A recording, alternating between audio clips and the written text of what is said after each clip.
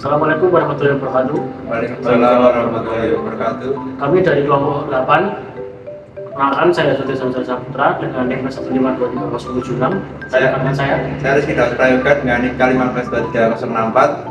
Saya Fadil Tananto dengan NIM K1523032. Dalam memenuhi tugas UAS Mekanika Tanah, kami akan menjawab beberapa soal. Yang pertama, Nama permeabilitas tanah yang akan dijelaskan oleh saya Rizky Daud Prayoga. lalu yang kedua, Yang kedua, tegangan tanah efektif yang dijelaskan oleh saya. lalu yang ketiga adalah gaya geser. Baik, maksud dari soal pertama, soal permeabilitas tanah, yaitu tentukan banyaknya air yang mengalir pada persatuan waktu yang melalui lapisan tanah tembus air seperti yang terlihat pada gambar, di mana koefisien permeabilitas atau rembesan tanah dengan satuan K 0,08 cm per detik, kemiringan lapisan tanah 12 derajat dengan satuan alpha.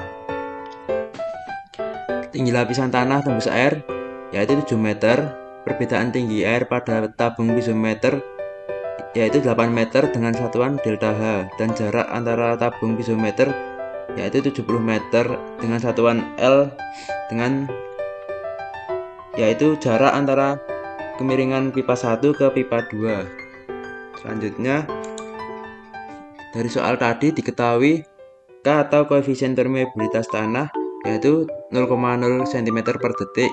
Nah, ini kita jadikan menjadi meter, berarti 0,08 dikali 0,01 meter, yang hasilnya 0,0008, dan disederhanakan menjadi 8 kali 10 pangkat min 4. Selanjutnya, alpha yaitu 12 derajat dan delta H yaitu 8 meter, L yaitu 70 meter. 70 meter ini adalah jarak kemiringan pipa 1 ke pipa 2. Tinggi lapisan tanah rembus air yaitu 7 meter. Di sini yang ditanyakan adalah I atau gradien hidrolis, dan Q yaitu banyaknya air mengalir persatuan waktu, persatuan profil tanah. Sebelum masuk ke rumus, kita perlu menggambarkan segitiga dulu dengan mencari cos alpha, yaitu sisi datar yaitu 70 meter dan sisi miringnya 12 derajat, cos 12 derajat. Setelah mendapatkan cos alpha, kita bisa masuk ke rumus gradien hidrolis yang yaitu delta H dibagi jarak kemiringan pipa 1 ke pipa 2 atau L dibagi cos alpha,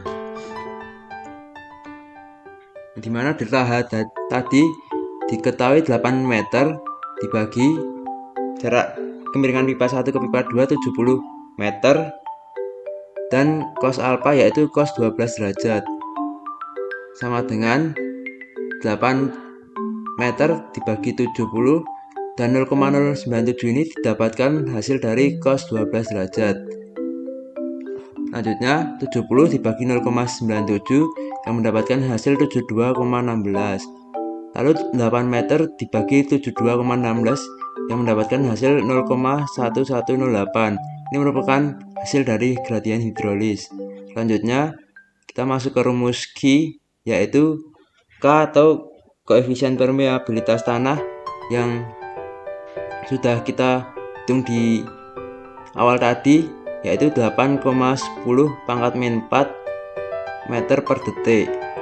Selanjutnya yaitu I atau gradien hidrolis yang baru saja kita hitung mendapatkan hasil 0,1108. Dan selanjutnya luas penampang yang yaitu tinggi lapisan tanah 7 meter dikali cos 12 derajat. Cos 12 derajat tadi yaitu 0,97. Jadi 7 kali 0,97 mendapatkan hasil 6,79. Lalu 8 kali 10 pangkat min 4 meter per detik dikali 1008 kali 10 pangkat min 4. Kenapa dikali min 4? Karena ini di belakang koma ada 4 angka. Jadi di sini kita pangkatkan 4 dan ini juga sama biar gampang untuk menghitungnya. Lalu kita kalikan semua, 8 kali 1008 dikali 679 dan mendapatkan hasil 656 dikali 10 pangkat min 10. Min 10 didapatkan dari hasil min 4 tambah min 4 tambah min 2. Lalu hasilnya yaitu 0,006018,656 meter kubik per detik per lebar, dan kita sederhanakan menjadi 0,601 kali 10 pangkat min 3 meter kubik per detik per lebar.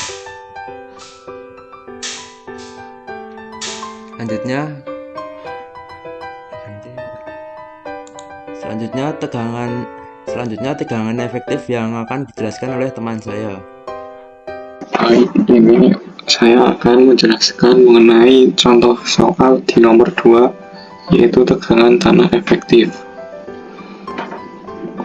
Di sini ada profil tanah seperti pada gambar, dengan diketahui tanah pasir dengan berat volume kering 17 kN per meter kubik dengan berat volume jenuh 19,62 kN per meter kubik.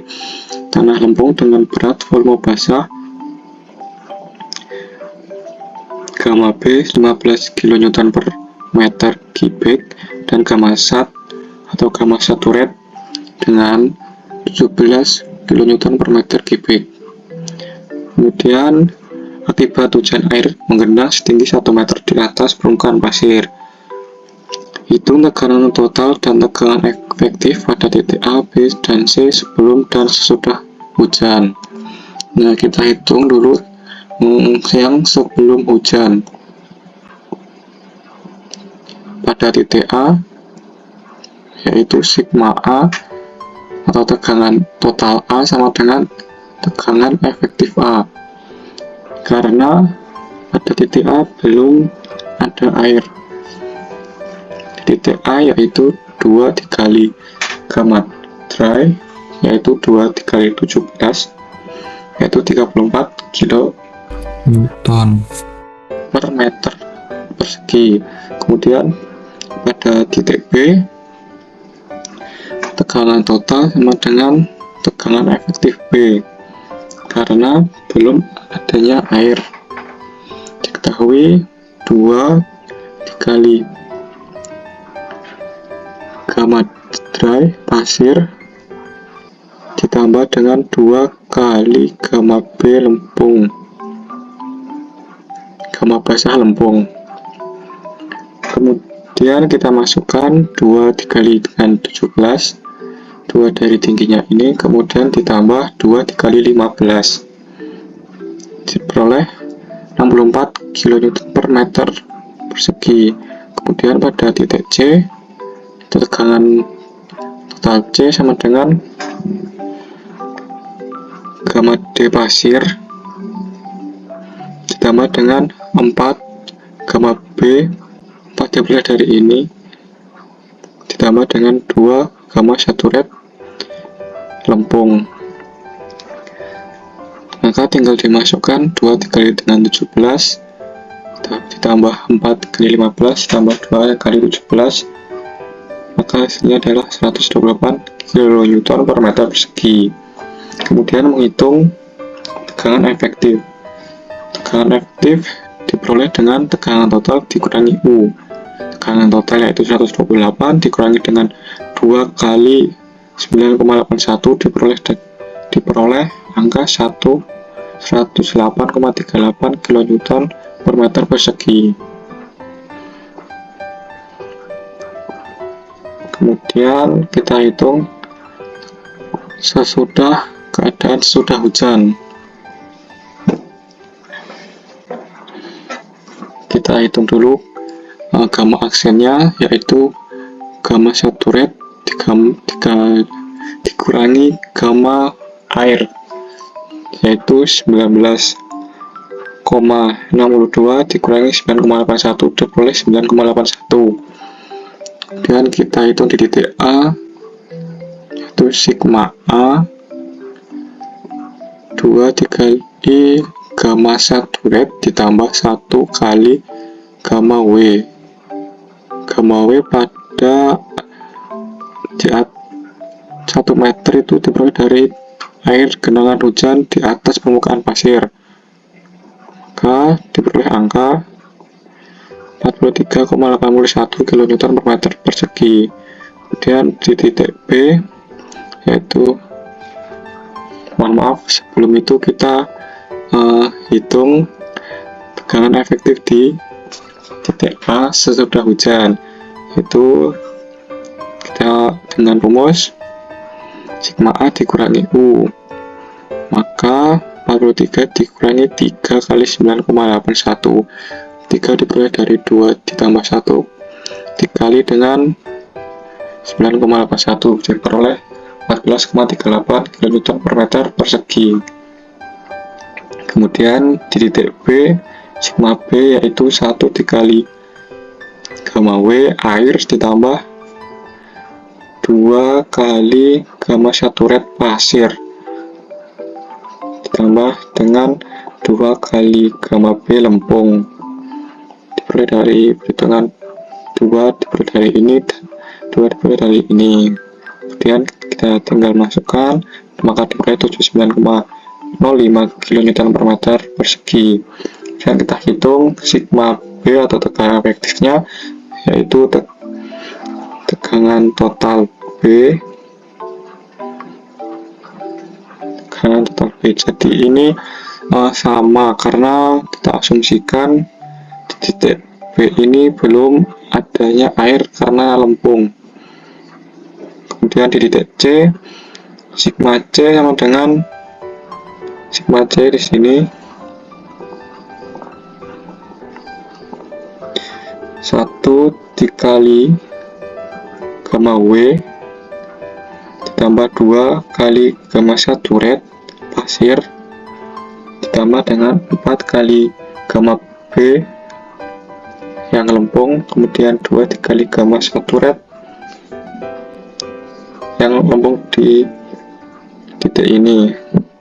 Kemudian kita masukkan, maka diperoleh 143,05 kN per meter persegi.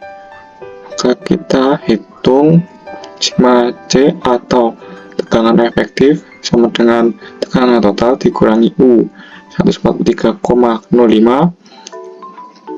dikurangi dengan 2 diperoleh dari ini, kemudian 92 dikali 9,81, maka diperoleh 123,43 kN per meter persegi. Sekian. Akan geser, yaitu uji geser langsung dilaksanakan untuk menentukan kuat geser tanah pasir bersih yang dipadatkan. Pada pengujian ini dipakai ukuran kotak geser dengan ukuran 400 x 400 mm dan data pengujian ditunjukkan dalam tabel.